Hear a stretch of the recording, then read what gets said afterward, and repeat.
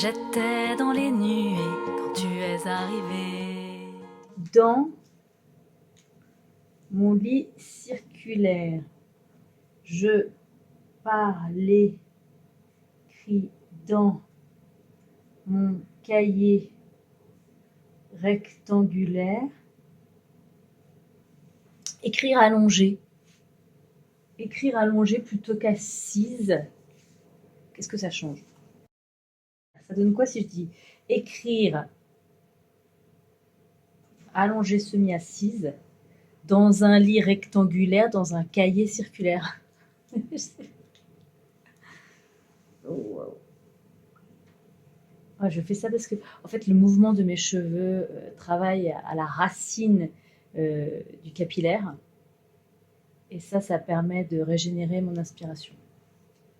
D'ailleurs, mon inspiration est régénérée aussi par la fréquence de mes shampoings.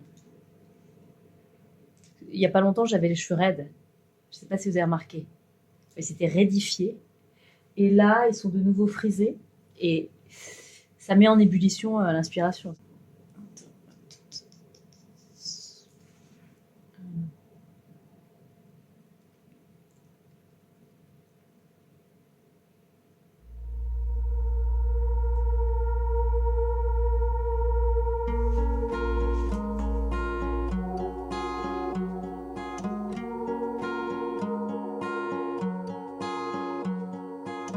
J'étais dans les nuées quand tu es arrivé. J'avais ingurgité, je n'avais pas compté. Champagne à volonté, faut pas me le répéter. Des chips pour éponger, mais c'était pas assez. Tiens, bah, c'est moi, je me vois. Elle passe et repasse. Oui. Elle s'arrête. Ah oui, ce que je voulais dire, ça n'a rien à voir avec ce qui précède. Moi, j'aime bien passer du coq à l'âne. D'ailleurs, j'ai envie de lancer une révolution. Révolution de la non-cohérence. Alors là, je me remets à écrire. Voilà, d'un côté, de l'autre de la table. C'est toujours moi.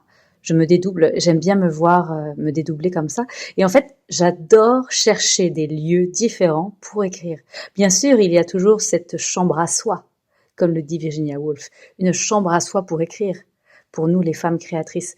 Ce que j'aime, c'est trouver d'autres lieux.